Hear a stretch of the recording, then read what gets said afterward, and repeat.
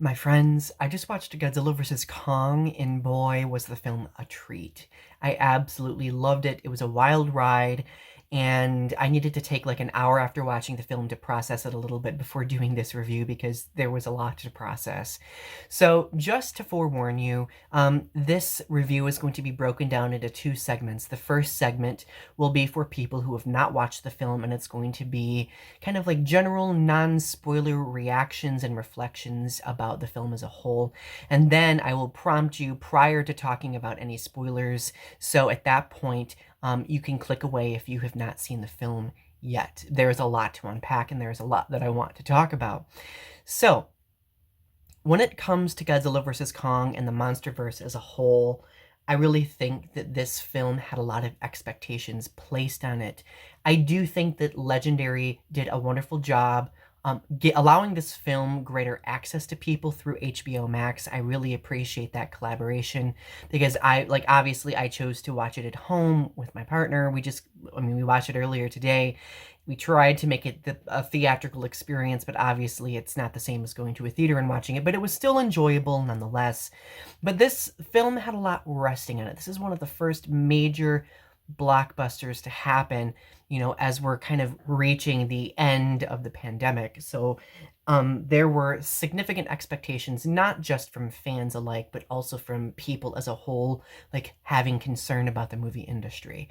Now, when it comes to the film itself, I really do think that this movie meets some wonderful expectations. I think that it delivers very well. And if you are going to a film and you are expecting a lot of monster action and you want to see Godzilla and Kong and you want to see really cool spectacles, this is going to be the film for you.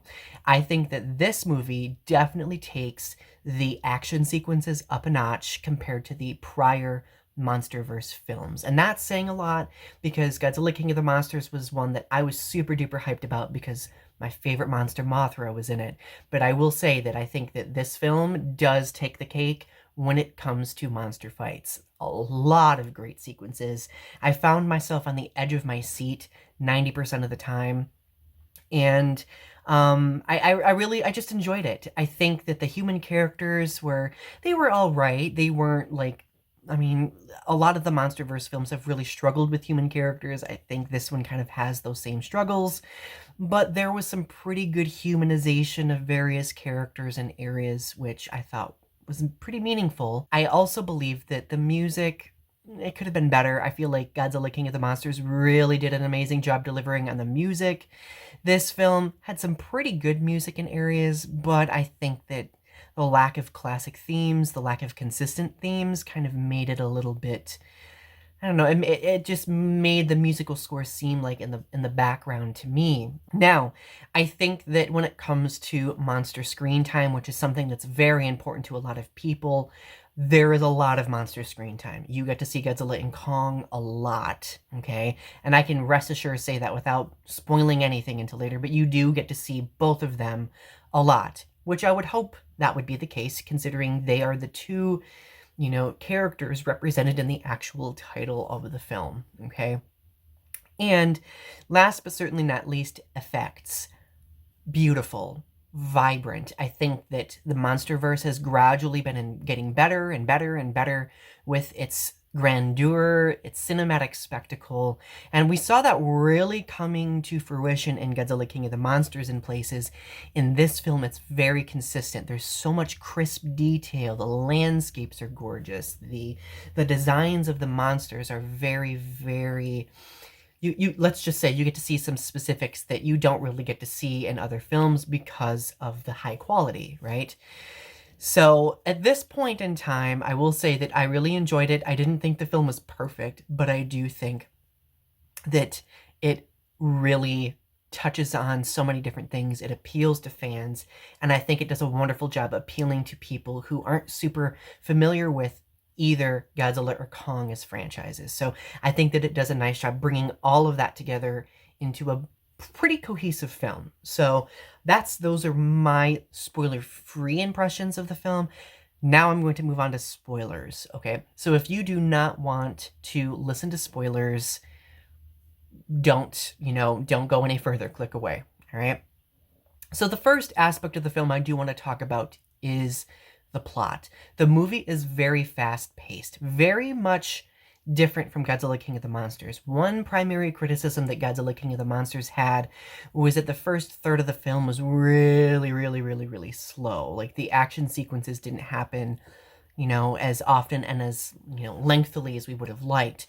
However, this film starts, it hits the ground running, let's just say. So it begins with, Kong being introduced to us as being contained in this enclosure, and he is essentially being studied on Skull Island, which has since been destroyed and damaged by, humanity. We are introduced to this scientist and this little girl that was saved, who is the last remaining native individual from the culture that once inhabited Skull Island, which is really, really depressing when you think about it. But she has a connection with Kong. She can understand him. She's hearing impaired, so she uses sign language to communicate. And overall, I think that the film did a wonderful job building some pathos for us as the audience between her and Kong. So Kong has a lot of character development in this film, which I absolutely love. And truthfully, he needed that like very quickly because unlike Godzilla, Kong has only had one other film in the MonsterVerse. Godzilla has had two, okay? It's not to say that Godzilla doesn't have development in this too, because he does, and I'll talk about that here in just a moment. This scientist and this girl, these characters who have been introduced, we have this disenfranchised scientist who was kind of booted out of Monarch, who was introduced, who helps pursue the Hollow Earth theory. We are also introduced to another segment of characters who are more so antagonists. The leader of this organization, named Apex, which is kind of like the anti-organization to Monarch. They are very much into cybernetics, robotics, so on and so forth, for the whole purpose of improving human existence and, finding some way for humanity to defend themselves against Titans. So, that's a little insidious. So we have this leader, and then we have, this, technician dude who, his last name is Serizawa, so I don't know if he's connected to Dr. Serizawa from the last film or not. It's not really elaborated on. But then, additionally, we are introduced to this engineer who is this very lower level person, but he is also this conspiracy theorist podcaster who essentially infiltrates Apex and does podcasts revealing very sensitive material about Apex. That's when we get to see Millie Bobby Brown's character, who I think her name is Maddie, right? So Maddie is introduced in this film again, along with her very good friend, who who is kind of like the comic relief. I can't remember this person's name, but a pretty significant character as well. And then, of course, Madison's father, who we really don't get to see a lot in this film, which I thought was kind of a problem with this film, but that's besides the point. But there are a lot of human characters, so there's a lot of jumping around between groups of humans, kind of like there was with Godzilla King of the Monsters.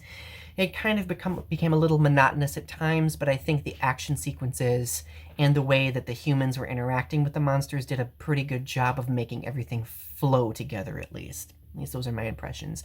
So that's my impression of the characters, at least. But going back to the plot, the whole plot of this film centers around the fact that Godzilla is attacking humanity. There was just one attack that he did, and he attacked an Apex facility.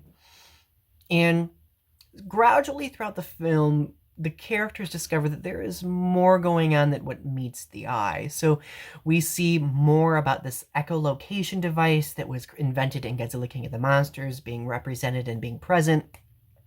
And then we get to see the fact that there is a lot of tech happening, a lot of very weird tech that culminates in something that happens toward the end of the film. I'm not going to talk about that yet. I'll get there. Kong's segment of the story focuses a little bit more on the exploration of the Hollow Earth because Kong is freed from his captivity and is essentially taken to Antarctica, where he leads some of the human characters through the Hollow Earth. And there's this huge sequence in the Hollow Earth where Kong ends up getting this weapon, and there's a lot going on. Of course, this happens right after a giant battle between Godzilla and Kong in the ocean, but I'll talk about that in a few minutes. There's a lot. There's a lot going on. This movie covers a lot of ground, as you can tell. Musically speaking, there were some instances where Godzilla's theme was used-ish, but it wasn't very apparent. I noticed that there seemed to be a lot of synthy electronic elements in this movie, and probably like the biggest sweeping part of the film was toward the end, like especially when there was the climax where Kong gets his weapon in the Hollow Earth, and then the final battle. There's a lot of like really good orchestral arrangements, which I thought was nice. Unfortunately, though, like it didn't get to me like the Godzilla King of the Monsters soundtrack, musical score.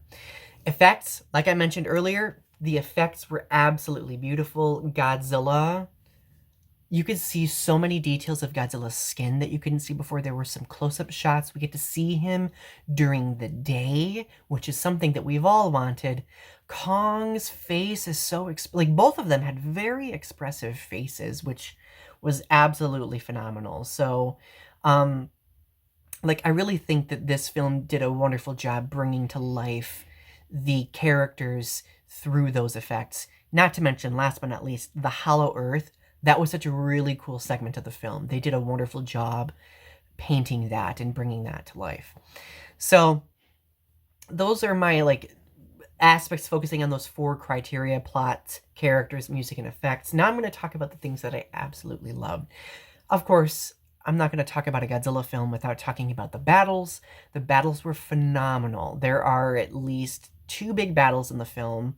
Actually, 3 battles when you think about it. So the first battle is between Godzilla and Kong in the ocean. Godzilla senses Kong's presence, and they fight, and Godzilla ends up winning and ends up swimming away because the humans play dead after Kong is knocked out on the aircraft carrier. So Godzilla kind of wins. The second battle takes place in the Hollow Earth, and that's where Kong ends up battling the Warbats. I think that's what it's called. The monster is called, it's Warbat. Looked really cool. Wish we could have seen more of it. It was a very fleeting segment, and I think there needed to be more.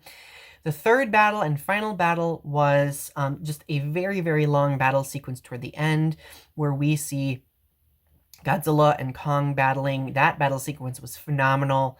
Godzilla and Kong both get in a lot of really, really good blows.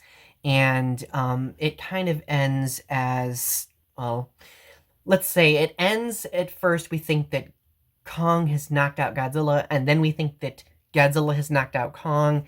And then something bigger and more insidious comes, and that is the central aspect of the film, and that is, drumroll, Mecha Godzilla.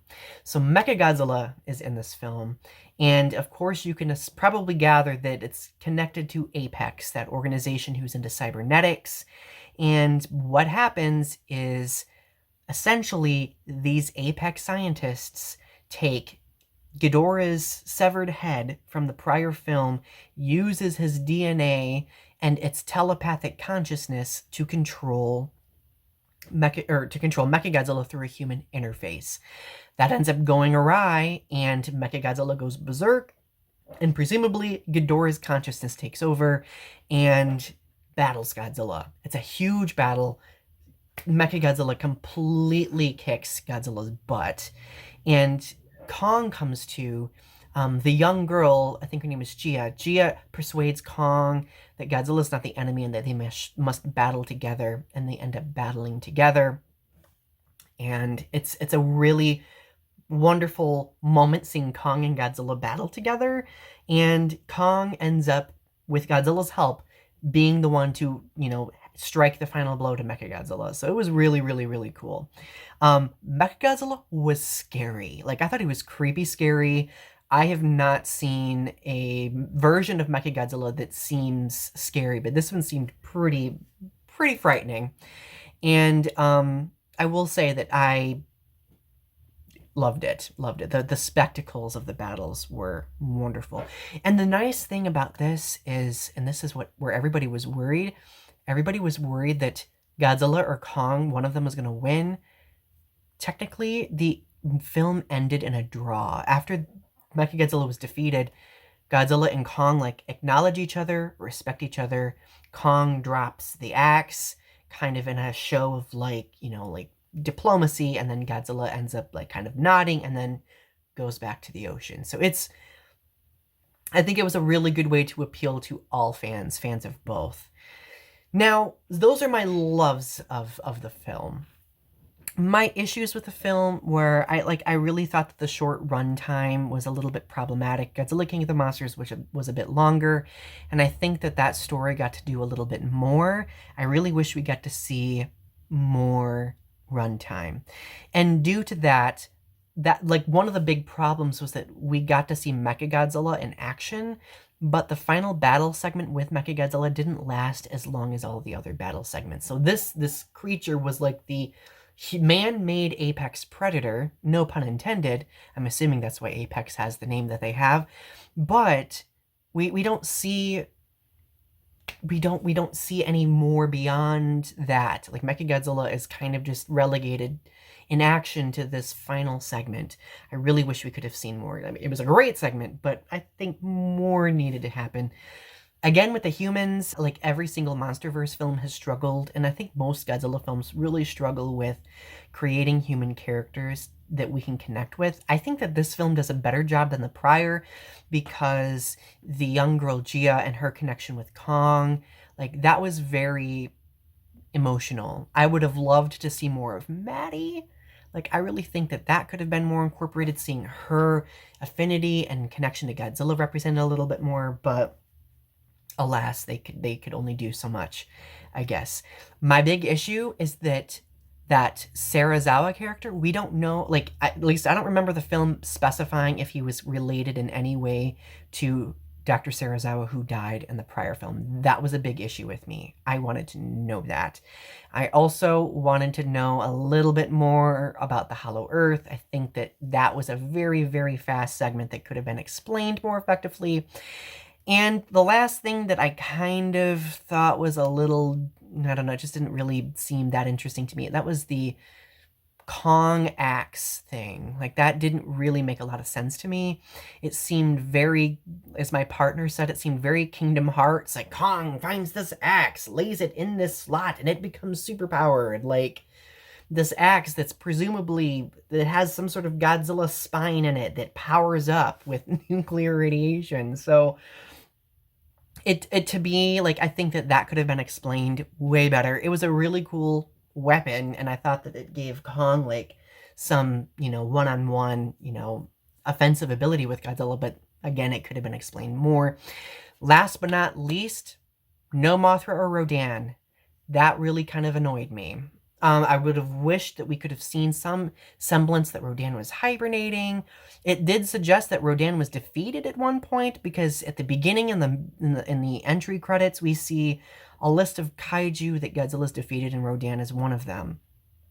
We do see one or a couple of Mothra Easter eggs in this. One is this like cave painting with Godzilla and Mothra battling against like Kong and like another monster, like, you know, ancient factions battling. And then we see a reference to Mothra with this conspiracy theorist, and it's a reference to Mothra's reproduction.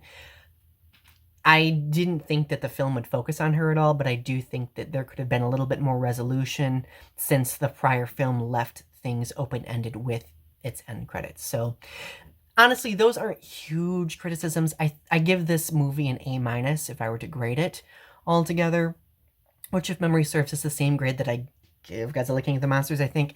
But I really loved it. I think you should definitely go watch it. It's worthwhile. And I'm just so happy. I really hope that more happens with the MonsterVerse. I'm going to be doing a couple of future videos talking about that. And I'm going to do another video talking about what I think Godzilla vs. Kong could have done differently. Okay. Thank you all. Subscribe to my channel if you haven't yet. Share your thoughts in the comment section below. And I will talk to you soon. Bye.